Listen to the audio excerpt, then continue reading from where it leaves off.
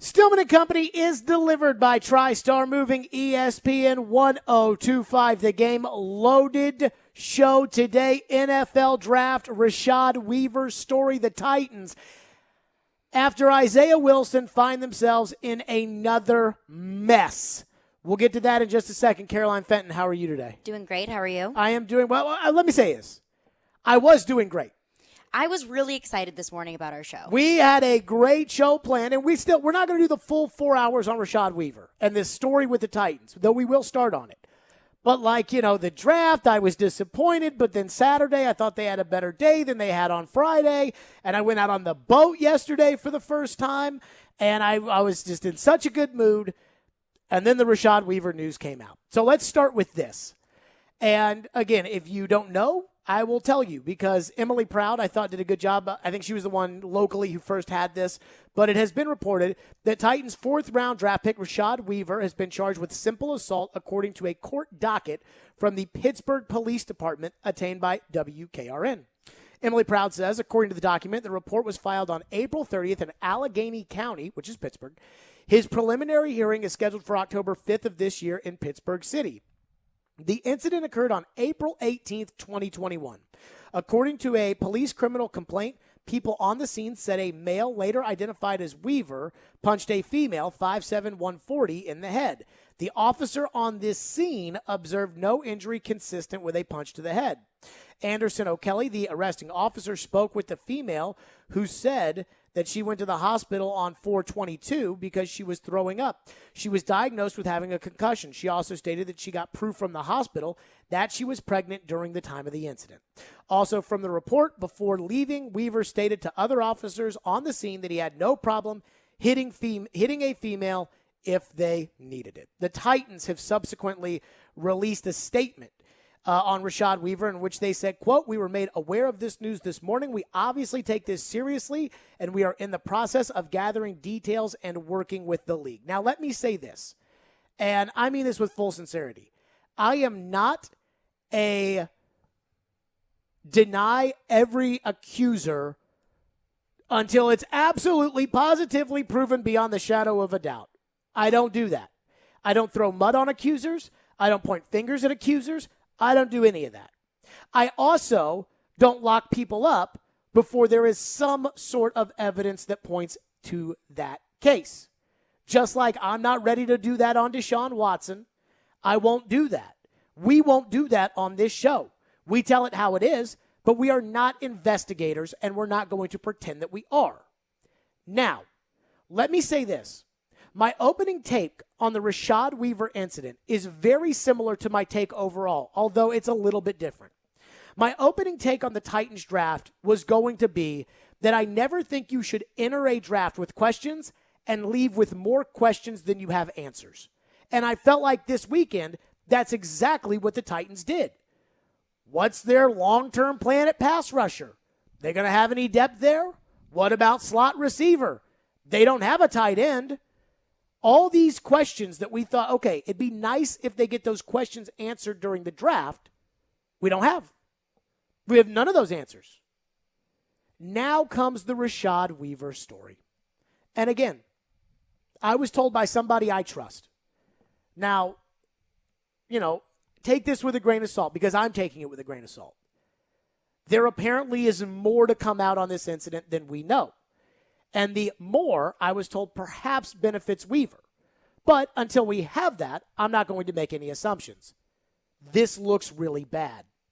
The thing that bothers me the most right now, reading the allegation, is obviously what the arresting officer said, claiming that Rashad Weaver, an NFL football player, said he'd hit a woman if they needed it.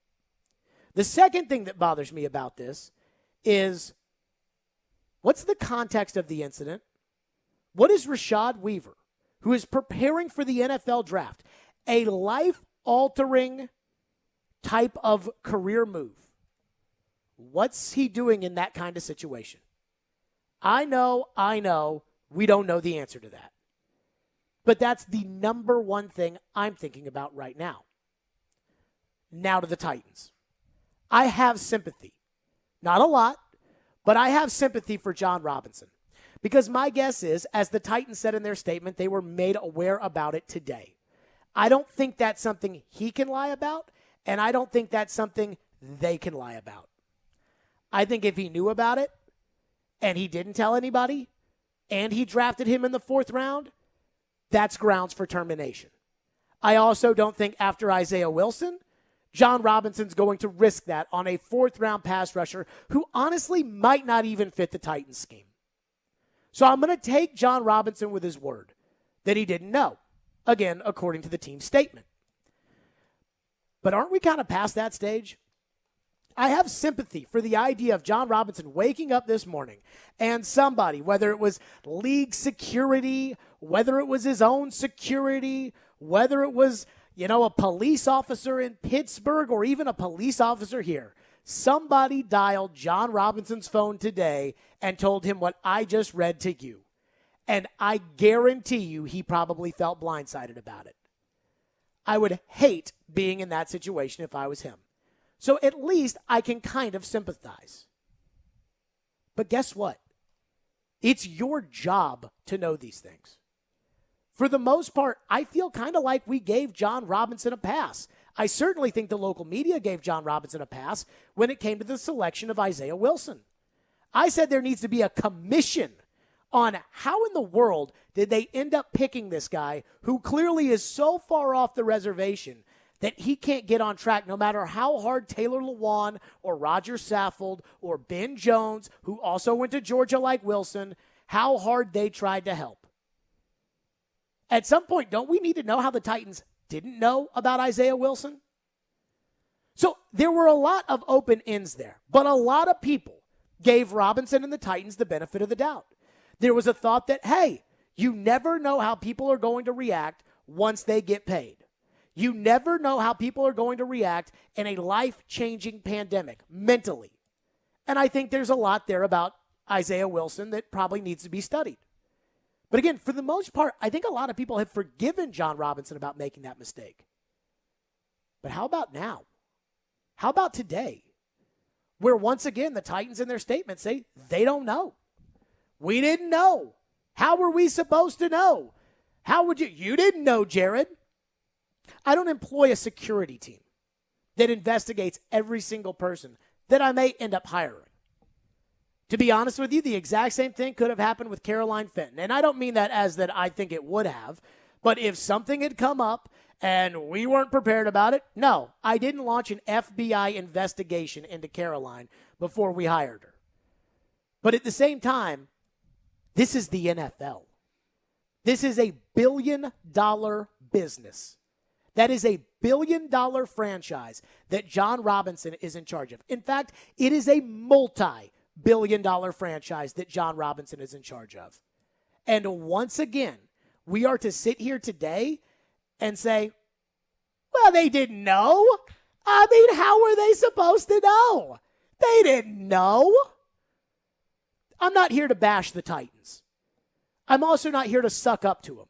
There's enough radio shows in town that do that. Not this one. And we've been successful enough over the years that we don't have to do it. I think we have to be realistic. The Tennessee Titans went into the NFL draft with a bunch of questions and a bunch of holes. They left the draft with way more questions than they entered. That is not a good Saturday in May. Now, I will say this. I have a rule that I will never hate a draft pick. I will never say, that pick stinks. That is the worst pick. That is, because for every pick of the Titans that I haven't liked, like Jake Locker, I also didn't like Chris Johnson. So you never know. Monty Rice in the 3rd round. I don't like that pick. It didn't make any sense to me. But guess what? He might be the next Ray Lewis. I don't know. That's why I think draft grades this time of year are kind of stupid. But at the same time, this is a team that prides itself on personality, that prides itself on being together, that prides itself on the individual and the commitment level and the teamwork and the personality of each guy overcoming any physical flaws they may have. Think about it. Every time we ask the Titans, what are you looking for in a draft? It's always tough, hardworking, loves football, dependable, team first, all of those things. And then in back-to-back drafts, you draft Isaiah Wilson and now Rashad Weaver, and all we're told is, we didn't know. How were we supposed to know? Again, I have sympathy for John Robinson and Mike Vrabel today. I do. But it's your job to know. It's your job to get that figured out. Again, the Weaver incident may not be anything. I don't know. But it's a really bad look today. And it's a bad look for a team that drafted a bunch of players that we're not so sure on. We've covered the issues with Caleb Farley. They drafted Monty Rice, a linebacker, a middle linebacker out of Georgia in the 3rd round when they already had 3 middle linebackers capable of starting. They did nothing outside of Rashad Weaver to impact the edge position, a position they have lacked for years and years and years since before John Robinson was hired. They took a slot receiver in the 4th round. They passed on Amari Rodgers. They don't have a tight end. What's going on here? That's the question I have. What's going on? And I don't mean this in a point the finger and yell at Robinson or a point the finger and blame Vrabel or a point the finger. I'm not doing that today. But I would say this. My concern level after the Isaiah Wilson situation certainly elevated things and thinking about how they went and picked players. Their reaction to it and subsequent draft of Rashad Weaver, now it's really opened my eyes. In fact, just last week, I asked John Robinson, how do you avoid another Isaiah Wilson? Take a listen. When it comes to the situation last year with Isaiah, you talked about wanting to kind of, look back on the process. Similar with Kevin Dodd, you said that you wanted to see how you could improve from that. Are there any thoughts on last year, how that played out, and maybe things that you guys improved on, especially being in a second year of a virtual setting? Yeah, I thought I kind of touched on it earlier. We were pretty exhaustive on our. I don't have the exact number of Zoom calls, but we had different people within that hour session that we could have touch these guys and have interactions with them. And as guys got more comfortable, I know I personally was on a lot with Coach Vrabel and getting to know these guys and spending time with them for 30, 45 minutes, sometimes the full hour.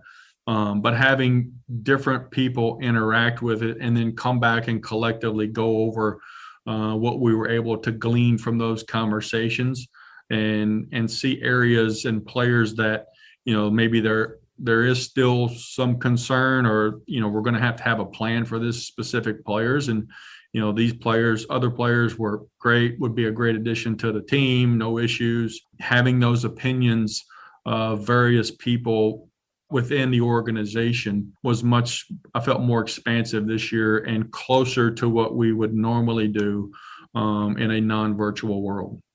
And I think a lot of people listened to that and said, hey, makes sense. Last year, kind of thrown to the fire, pandemic setting, what's that mean? And now, 2 days after the draft, this. How do you feel? 615-737-1025 is our phone number. And when I say how do you feel, I mean in a couple of areas. How do you feel about the Weaver news today, especially given the Isaiah Wilson situation last year? How do you feel? How do you feel about the draft as a whole? I mean, I'll be honest with you. One of our topics today was, I think draft grades are silly, but I still think about giving the Titans an F if I were to grade the draft. And that was before the Rashad Weaver news. So how do you feel? 615-737-1025 is our phone number. Calls and texts. We will get Caroline Fenton's reaction to this coming up next. 615-737-1025. Again, big story today, Rashad Weaver, and I want to make sure that I get this right because obviously getting things right is important to me. But Rashad Weaver, 4th-round pick of the Tennessee Titans, was charged with simple assault, according to a court document from Pittsburgh police with obtained by WKRN. And according to the report, before leaving Weaver stated to other officers on scene he had no problem hitting a female if they needed it. 615-737-1025. We're live from the wholesaling studio, powered by RumbleOn.com. It's Stillman & Company, delivered by TriStar Moving. ESPN 1025 The Game, and we're streaming in the Game Nashville app.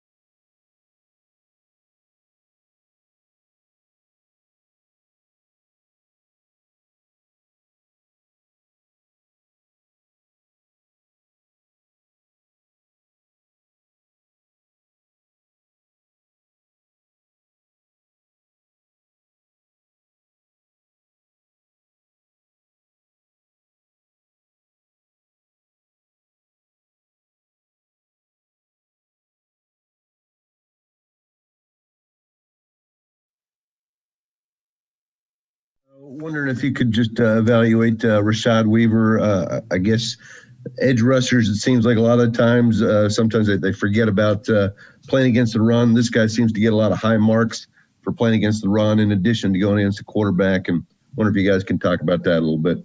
Yeah, John, I think that, he's a tough player.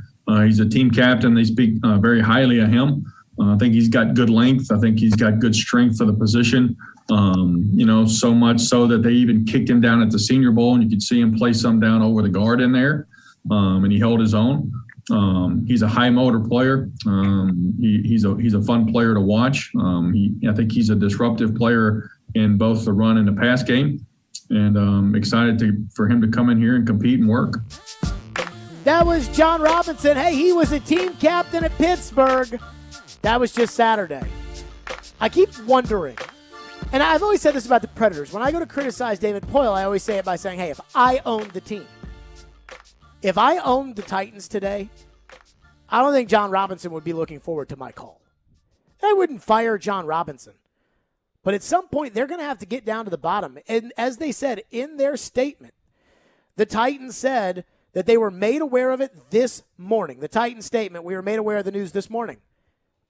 Aren't you supposed to know these things? I thought the NFL researchers and the security people and, oh, yeah, these are like FBI agents that work for these NFL teams. I saw Chris Sims said, oh, what a steal on Rashad Weaver. As I was writing up, I was researching each draft pick. I saw, a lot of people had a third-round grade on Weaver, and I'm like, man, the end of the fourth round, they got Rashad Weaver. Maybe other teams did know. Caroline Fenton, your reaction to the news today about the Titans and their new draft pick, Rashad Weaver. Yeah, and I just want to preface this by saying that Rashad Weaver is innocent until he's proven guilty. That is your right as a citizen of this country, so I don't want to jump to any conclusions, but I just want to give my thoughts given all of the information that has been presented. And I have two thoughts. One about the NFL as a whole, and one about the Titans. And one about the NFL as a whole is that I am just so sick and tired of hearing these stories about professional football players abusing, sexually assaulting, allegedly, abusing and sexually assaulting women. I'm sick and tired of it. I'm sick and tired of feeling like women don't belong in this league, that women don't belong in football. And if players at the highest level of football are treating with women with disrespect, such as Rashad Weaver saying, I have no problem hitting a woman if she deserves it. As a woman who works in this sport, that makes me absolutely terrified to work alongside him. If this all comes out true, I want to preface this with saying that we don't know all of the facts and he has not been convicted. That makes me incredibly terrified, and that makes me feel like I don't belong in this sport. And it is 2021, and it's too late for that. We've gone way too far for me to feel like this in this sport. But I want to talk about the Titans. Why didn't they know about this? They said that they didn't, and I will fully believe them on that, especially after what happened with Isaiah Wilson last year. Why aren't the Titans doing their homework? Why didn't they do a deep dive into what happened? This incident happened on April 18th, and the report came out on Friday. As you said, why aren't they taking an FBI approach to this? And I fully believe them, and I will give them the benefit of the doubt that they did not know that this happened. But why? Why didn't they know? Why aren't they digging deeper? I do wonder, again, if this thing came about on Friday, where the charges were pressed, or I don't know the exact lingo and jargon, and I mean, shouldn't you have an expectation to know by Saturday? These are public records. These aren't, this is not private information. I mean, I think the thing that I have a hard time with is if you've ever spent time with a football person, a general manager, a coach, if you've ever spent time with them, they'll tell you, hey, big decisions are the ones that get you fired. The things that you can't prepare for, those are the things that get you fired. I mean, there will be coaches that will say, hey, if I make this quarterback change, it could get me fired. A quarterback change in Philadelphia got Doug Peterson fired. Those are things they talk about. Hey, if we make this bad pick, if we're not prepared for this, we're going to get fired. Every NFL general manager I have ever talked to, not just the one that everybody probably assumes I'm referencing, but every general manager I've talked to approaches it like that. College football coaches approach things like that. If we don't know, we're going to get fired. And yet here are the Titans for the second year in a row claiming innocence and begging for, the sympathy of how were we supposed to know? And I just get kind of caught up in it's your job to know. It's your job. Well, but I don't care. Nobody else is in that situation. I struggle with, again, the begging for innocence. I shouldn't say begging. I mean, they just put out a statement. And again, it's a fourth-round pick, so it's not the same as Isaiah Wilson, who was a first-round pick. But how do you not know? This is what you do. This is the kind of stuff that you would say, that'll get you fired. If you misread the personality of a first-round pick and he plays 4 snaps for you and is out of the league, and then you draft a guy who was at a bar 2 weeks ago and got in an incident and charges were filed and he told officers, I mean, like, who the hell does he think? Like, and again, we don't know what's true and what's not true. I'm going to trust the officer who reported it, that he said that, hey, I'd hit a woman if she needed it. I'm going to take that as legitimate here. And maybe I'm wrong for that. Maybe this will come out that that's not true. How are you drafting a guy if you have all these Zoom meetings and you're everybody's talking to him and how can you draft a guy who would say that to a cop 2 weeks before they're supposedly supposed to get drafted? I mean, isn't that kind of dumb? Like, again, the whole thing is just reprehensible. But isn't the decision-making process in all of this, doesn't that also come into question? Like, how do you draft a guy who's going to say that to a cop 2 weeks before he gets drafted? How? You had the Zoom meetings. Everybody, Coach Vrabel talked to him. You talked to him. We got all these other people to talk to him. I don't get it. I don't understand. I mean, this is a league in which everybody acts like every single second of every single day is so precious, because the 1 second that you waste not acting like it's life or death in the NFL is the 1 second that every other team gets on you. It's like, hey, if we're not sitting here worried about absolutely everything right now, then the New England Patriots or the Miami Dolphins or the Arizona Cardinals, who are worried about everything every second of the day, they will beat us because they worried about it for one more second than we did. And you guys can't figure out that clearly the decision-making here doesn't add up? I mean, no offense. And I get it. Young people will do young things. And I don't mean young people will do dumb things that get them in trouble. I mean, like, young people will go to bars. Young people like going to bars. I liked going to the bar when I was young. I liked it a lot more then than I do now. But, dude, you're about to be drafted into the NFL. You know, I was one in high school and college. I never smoked pot. And I don't have a problem with people who do smoke pot. I think I've made my feelings towards marijuana, like, pretty obvious. Like, I think we should legalize it. I think we should tax it. But when I was in college, unlike my friends, I didn't get to go on spring break because I worked in women's basketball at Louisville. And we were in the NCAA tournament. And a lot of people will sit there and say, like, a women's basketball manager is not a big position or something like that. And you might be right. But that wasn't how I took it. I looked at it like, man, if I got caught smoking weed, I'd get in all this trouble. I'd lose my job. This career path that I wanted to go on, it would be over. I just can't risk it. And that was me at 19, 20, 18. That was how I felt about smoking pot. I just didn't do it because I was so afraid to get in trouble. When I was first on the air, on the radio in New Hampshire and in Louisville, I never smoked pot because I was worried about the idea of what if I got arrested and had marijuana on me and all of a sudden now I'm in trouble. So I just didn't do it because I thought it could ruin my career. Rashad Weaver was trying out for the NFL. Like, I appreciate the fact that, like, we don't have to suck up around here. Like, we don't suck up to the Titans. We don't suck up to the Predators. We don't have to suck up. And I don't think that everybody on the radio in this town feels that way. Like, I think some people feel like they have to suck up. We don't. But, like, this isn't even critical thinking, is it? Like, this is just, like, being realistic. Like, dude, you guys swore that you had tightened it up after what happened, pardon the pun, after what happened last year. And now this happens? Like, how? And I hope that they answer some of these questions. I worry they won't. I worry that, hey, they did their post-draft press conference and see you next month for mandatory minicamp. But, I mean, as a fan, I think you should be questioning all of this. Now, again, I will say, I was told by somebody that I trust. I was told that there is more to come out on this. And I am willing to let the more come out. I mean, he's still a part of the team.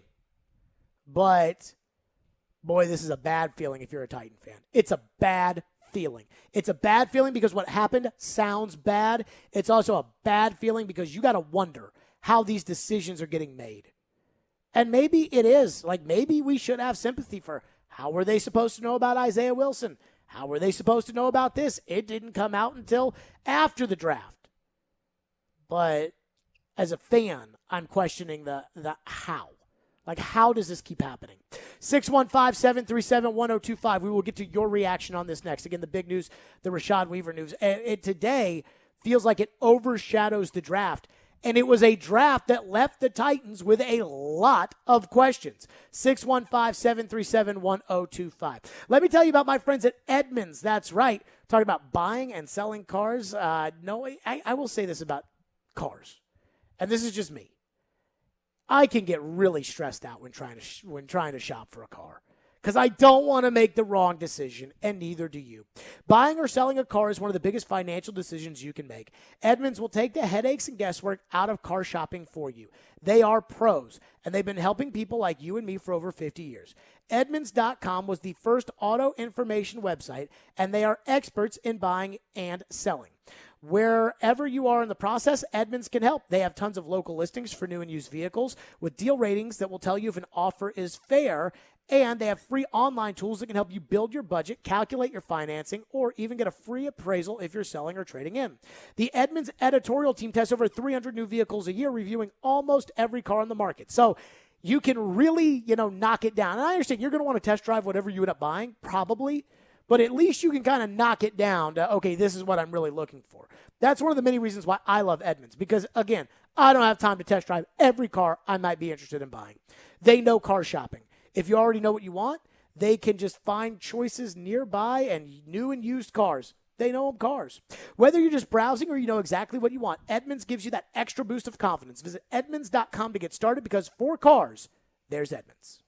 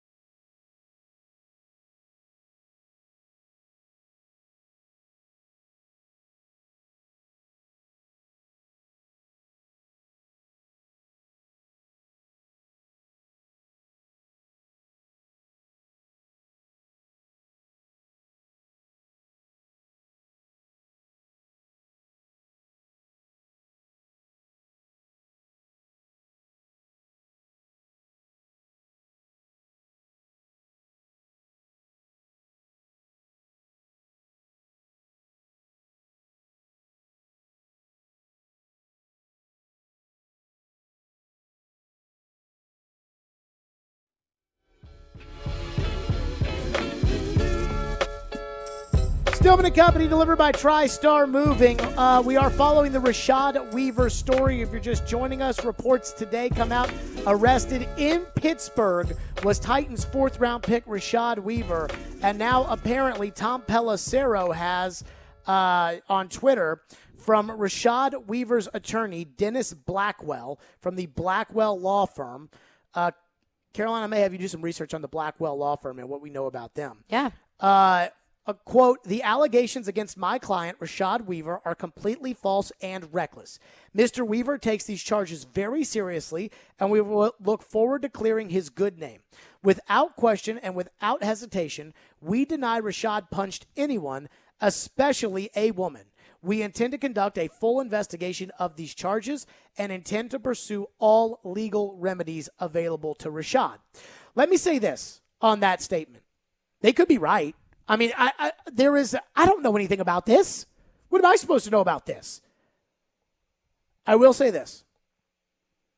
You're going to have to explain to me the line to the officer about I'd punch a woman if she needed it. You're going to have to explain that to me.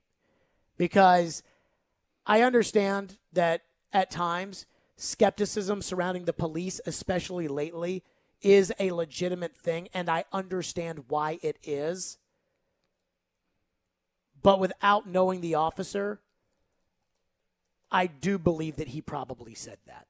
Until there is like an element for him as to, no, I didn't say that. Because you notice that wasn't in the statement. I need to know more about that.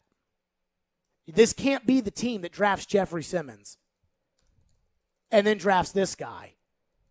And then, because even if you're not okay with it, and when Jeffrey Simmons got drafted, they had Amy Adams Strunk at the press conference, and she, as the owner of the team, had to say, hey, we don't do that. But Jerry Jones and the Raiders and the teams that do kind of look the other way all the time, the Jets, Kansas City, they can say they don't condone the allegations against Tyreek Hill either. But do they really not condone them? So, now we have it all out there, what each side has said. And I still, there are more questions. And just like with the Titans, when we ask them questions about what are you going to do at outside linebacker behind Dupree and Harold Landry, they're not going to give them to us. Weaver's camp is not going to give us more answers on this front, but Caroline, it is something that we will continue to follow. Right, and I agree. I do have a lot of questions.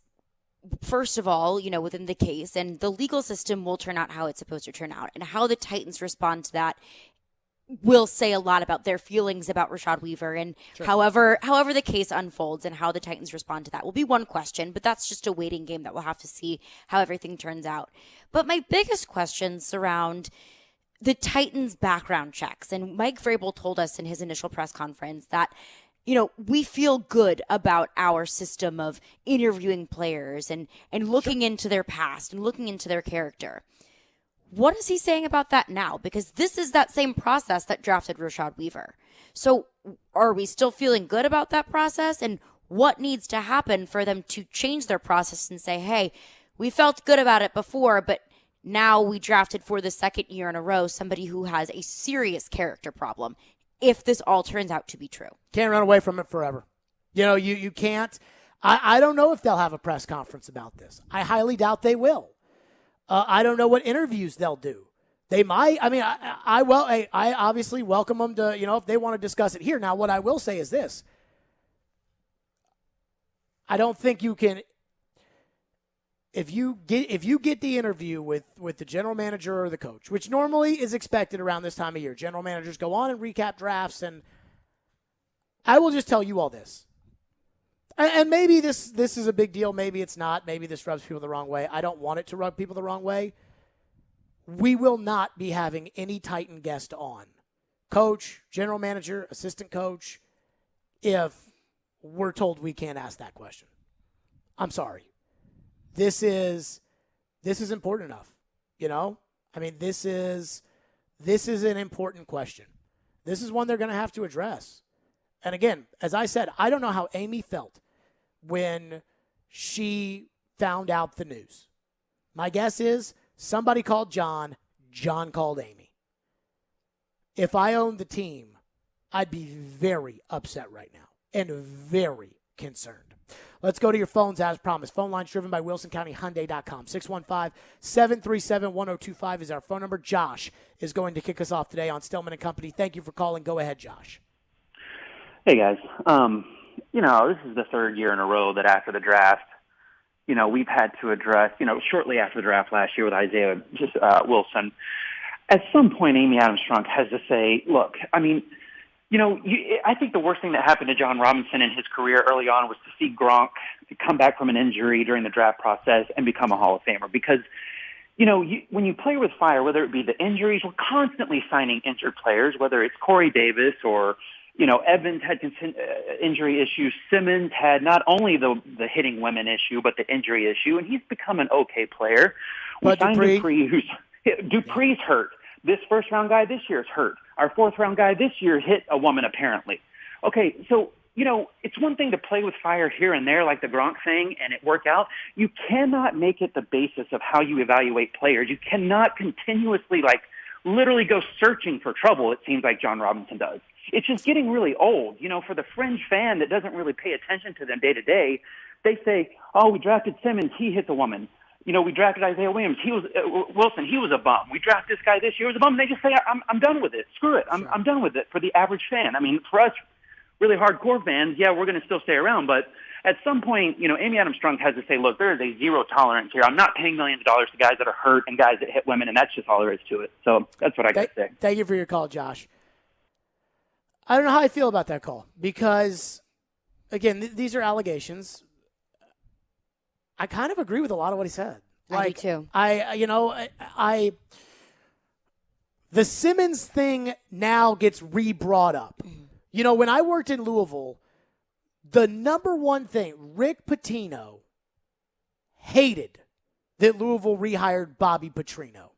Because as soon as they rehired Bobby Petrino, remember, Rick had that incident, and then Rick kind of built himself back up. He had the incident in 2009 with the woman at the restaurant, and then Rick kind of built his reputation back up, and he won the championship, and he got put in the Hall of Fame, and it was like, okay, Rick is over that. Then you rehire Bobby Petrino, and it's like Pitino and Petrino. And I know Rick Pitino did not like that. I think we've kind of moved past the Jeffrey Simmons incident. I think it kind of brings it back. No doing of Jeffrey. None. This isn't Jeffrey Simmons' fault. But how do people in Phoenix look at the Titans right now? When they see, hey, like I said, we talk about teams that do this kind of stuff all the time. The Raiders, the Jets, Washington, Dallas. I don't want to be like them. I don't want to do things the Cleveland Brown way. Hey, let's let our star player take off that guy's helmet and hit him in the head with it. Great. $100 million. I don't want my team to be like that. I don't know how you feel about your team. So I understand what the caller's saying. I don't completely disagree with it. And one thing that the caller said was establishing a zero tolerance policy for players who have some sort of character issue, players who say they have no problem hitting a woman. The Titans right now can say all they want, just from what I've seen the past few years in terms of their drafting and in terms of they've handled the background checks of players. They can say all day long that they have a zero tolerance policy for character issues or for violence from their players, whatever it may be, but they haven't shown us that they have a zero tolerance policy. So I kind of did, I slow on that a little bit. Like, are we really going to fire Rashad Weaver for these allegations today? Not today, no. Okay, so that's the one thing that fair. I want to say. Like, hey, let's be a little careful. Remember, Taylor Lewan had similar question marks with an assault allegation at Michigan right before he came out for the draft. And while Lewan has not been a perfect citizen, I think he's done pretty well for himself. They can't all be Marcus Mariota. That is the one thing I would say. 615-737-1025. Right back to your phones, right back to your texts. Tune in later on today. We'll reveal a keyword for you to text into the game text line for your chance to win the T-Mobile Hockey Homegate giveaway, a Dos Equis prize pack, including a case of beer, dessert from Nothing Bundt Cakes, a T-Mobile prize pack, and food provided by 312 Pizza Company in Germantown. Stillman and Company, it's ESPN 1025 The Game.